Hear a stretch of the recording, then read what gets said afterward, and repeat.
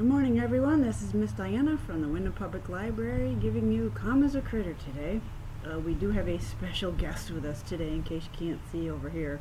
He'll come out later. Anyway, we're just going to start right off with our breathing. Every week I give you a different breathing activity that you can try at home. Some might have been a little confusing for you. I apologize for that.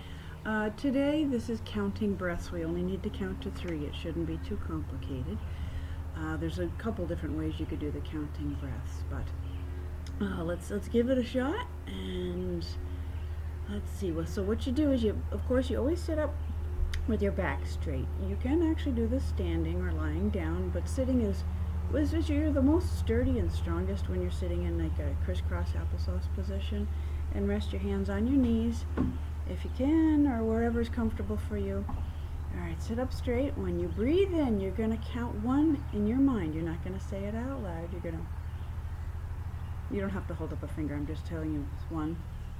And then when you breathe out, you're going to relax your forehead. You realize how many people like scrunch up their forehead. This is just a dry run here. We're going to breathe in. And when you breathe out, you're just going to relax the forehead. If you had any lines there, hopefully they're all gone. All right, so breath number 2. Breathe in. Don't say it out loud. Say it quietly in your mind. Now this time, you're going to relax your shoulders and your neck as you breathe out. All right, and for the 3rd breath, all right, we're going to do this another time. I'm going to talk through the first time. When you breathe in, say 3, of course, in your mind, and when you breathe out, you're going to relax your tummy. These are 3 places where a lot of people hold their stress and their tension. So we're going to try to get rid of all 3. So let's give it a practice if you want to join me. And hopefully you're outside today. It's a beautiful day right here, right now. This whole theme, I didn't say that before. Sorry, these videos are not perfect by any means. But the theme today is fresh air. Okay, so you got to do this outside, or at least watch it inside and go outside and try some of these things. Okay, so here we go with our breathing. Back to the subject at hand.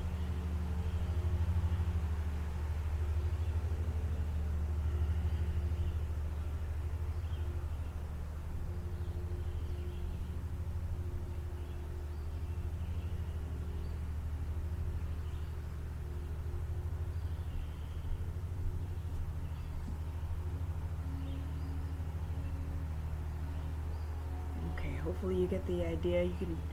I say this all the time, but with breathing activities, you can do anytime, all the time. When you're stressed, when you're not stressed. Sometimes even when you're having a really good time, you want time to slow down. I find that just taking a deep breath, and you can capture the glorious moment. So there's just a thought, food for thought. All right, now as far as the movements today, we have little beautiful flowers here. This is our friend Webster, all right? His name is named because of the dictionary. He likes to read. He loves all kinds of words. So this is another story for another time. Webster's going to show you the movements we're going to do today. It's just walking. And you're like, well, I've been walking since I was 1. What's the big deal? But this is mindful walking, all right? There's a difference. This is when you got to be aware of what you're doing. It's not a fast pace. It's not to try to get your heart rate up. It's just to experience the walking, okay? Some of you may have tried this before. You didn't even realize it. I would strongly suggest, if you're comfortable with this, of course, go outside, take your shoes off, and walk on the soft grass. And I want you to feel the grass under your feet.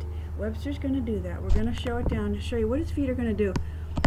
You've probably never aware of how you walk before, but this is what you want to do is you will go to we're going to do a little bit more here. All right, heel, toe. All right, heel, toe, heel, toe. Now you don't have to say it, heel, toe. You get the idea. You only have 2 feet. We could do it coming forward. And just be aware of your feet and how they feel, and do this for a while. And it's important also, Webster, you did a great job, to do this without talking. And while you're concentrating on your feet or thinking about your feet and how they feel and be mindful of your body, and there's so many things that when you do this, you're like, well, I never noticed that before. You're going to open up other senses, which is really good for you too. All right, so that is your movement. You do that again, do that anytime. And even, I know it sounds crazy, even in the wintertime, you might want to try it without shoes. Just walk in the snow for just 5 seconds. It's quite an experience. You go inside and warm your toesies up, but we can't do that right today because there's no snow. All right, back to the flowers. We like having Webster here. He's going to just be a part of it. So we're going to make our craft for the day. We're going to make a little Zen garden. Now, there's only a few things you need. Pretty simple. Maybe you've done it before. You need some very special stones. Just a few. 1, 2, 3 at the most, I would say. They got to be real special. If you don't happen to have a little rake, this is just a little plastic fork that I have at the library. Some sand, and if you have sand, try to have it to be the nice, soft, fine sand. So see if you can find some of that. And then the last thing you need is just some sort of shallow container. Now, we did a lot of crafting with ribbons this summer, so I had all these empty spools of ribbon spools. So I decided I don't want to throw them out. I'm going to use them for something. So if any of you happen to get one of our Come as a Critter kits, you ended up getting a spool in there, and you're like, well, what are we going to do with that? So we're going to take, this is going to be our little Zen garden. You're going to take one of the sides off of it. I love to recycle. And if you do too, please join me for my last one. We're going to talk about saving the earth. All right. So for this one, you may not have an empty spool at home. That's fine. It could be a plastic container, a little wooden container. Maybe you could make something out of popsicle sticks, whatever. Okay. So this is actually going to be our Zen garden, but we have a problem here with this hole. So I just have some tape. I'm going to tape up the hole. By the way, we still have a couple grab-and-go Come as a Critter kits left here at the library if you're really interested and you like. So I'm covering up this hole here with the tape. All right, covering up the hole with the tape so the sand doesn't fall through. And what I'm going to do also is just put a little piece of tape, because now this is sticky here. I'm just going to put a piece of tape on the bottom of that so it doesn't stick to anything. Alright, this is a very simple craft today, but it's really, really a nice one. When I do our Come as a Critter activities, I try to do the craft first, so it gives you something to kind of play with and keep your hands busy while I talk. I don't want to bore you ever. I'm just trying to teach you many, many ways of calming yourself down. Alright, there's our sweet little container. We're just going to pour the sand in there and try not to get it on the computer. Alright, that seems to be enough right there. Alright, to take your, now your can be a lot bigger than mine, but this is a great size and a great use for these spools. Alright, you put your rock wherever you want, and you don't have to leave it there. Just set it in a little bit so it's sturdy. Alright, you see that okay? And then anytime, now I can't say anywhere, but when you're home and you're feeling you need a little bit of something, take that fork and make beautiful sweet patterns with it in your sand. And again, this is kind of a small container. It doesn't necessarily work. I think Webster wants to try this. Alrighty, so this is your beautiful Zen garden. Very calming. I don't know anybody who doesn't like to play in the sand. So, and you can of course do this at the beach if you have the chance to go do that. And there's our Zen garden. So, while you're playing with your Zen garden, I want to talk about a few things. When you do your walking outside or any kind of movement outside, you know, this is Come as a Critter, and it's called Come as a Critter for a reason, because critters know when there's nothing going on, they're very calm. They're just kind of sitting around enjoying life, waiting for food to fly by or whatever the case may be. But now if there's danger, they know when to get up and they know how to run and they know how to do it. But when they're done, they go back down to being calm and their heart rate slows down. So this is why we're trying to be more like critters. So one thing I want you to try is to move like a turtle. We all know what turtles look like, and we know that they move slowly. So go outside, just walk around and do it slowly. You don't have to crawl on the ground like a turtle, but anyways, just a suggestion. Another great thing to do is listen, just listen. You know, there might not be any sound, and that's okay. Listen to the quiet. You'd be like, well, what? How can I listen to the quiet? Try it. You'll get what I mean when you say, oh, it's quiet. I kind of like that feeling. Give that a shot, all right? So let's see, and of course, we're going to open up all our senses. When you are outside, smell the air. Every season brings different scents to your nose, and the summer definitely has a lot of strong smells going on. Smell them. Some of them you might not like. This is okay, but some of them you do, and by golly, if you find something you really like, just keep smelling it. It just is such sun wonders for your insides and your brain and your heart and your soul. If you actually do see some roses you walking by golly, stop and smell the roses every day if you can.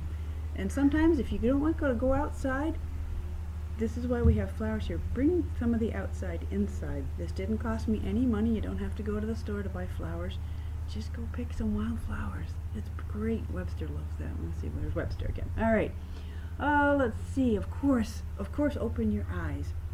Did you ever sit on a blanket and look at the clouds? It's great entertainment. It's so much fun to see. Oh, of course, you're always going to see a dragon-shaped one or a bunny-shaped one. You look for all kinds of critters. Definitely do that. And at nighttime in the summertime is a great time to get your blanket out and watch the stars. Open up your eyes to the beauty of the sky. It's a wonderful thing. If you've never tried it, oh my goodness, please try it. Other things to watch that are great, watch the rain. If you're inside on a rainy day, just look out your window and watch the rain fall. If you've never done it, these are all experiences. I hope that I bring some new to your world. And you say, well, I'm not really an outdoor person. Just try it. Just try a little bit, okay? All right. Another cool thing to watch, if you have the opportunity, is I went for a walk to Lippman Park the other day, and something drew me to the water, and I had to stop and watch. And watching fish swim in the water is one of the most calming, peaceful. It truly is a calming thing to do. So if you have an opportunity to go see some fish, go for it. Definitely. All right, we're still using our eyes right now. When you're outside in your yard, see if you could find as many colors as you can. See if you can find the colors of the rainbow. Of course, there's red, orange, yellow. There's going to be plenty of green. See if you can find blue and different shades of purple. All right, go for that. And please be gentle with the earth. We need it, and it needs us. So, anyway. One more thing to talk about, and then we get to do one more fun thing if you have them at home. Create your own sanctuary. If you say, I kind of like this being outside thing, that's great. Create a sanctuary, create a place where you don't have to necessarily plant flowers and whatever, but just create a little safe place in your yard where you like to go, and of course bring a book and read. That would be great. Just find a place where you'll be peaceful. And by golly, you might even be able to do it in other seasons of the year, not just summertime. Alrighty, now we're going to move on we're going to blow some bubbles, okay? I hope that you have some at home. They're pretty quick and cheap and cheerful to get pretty much any store. There are, of course, always pretty much simple recipes online. I'm not going to get into that right now. To make them at home, it's usually just dish soap is one of the main ingredients. So, if you're having a bad day or a bad moment, or someone's been kind of mean to you, whatever the case may be, there's something special about blowing bubbles. All right, what you do, I can't get this thing open. All right, I hope I can. I'm having troubles right now.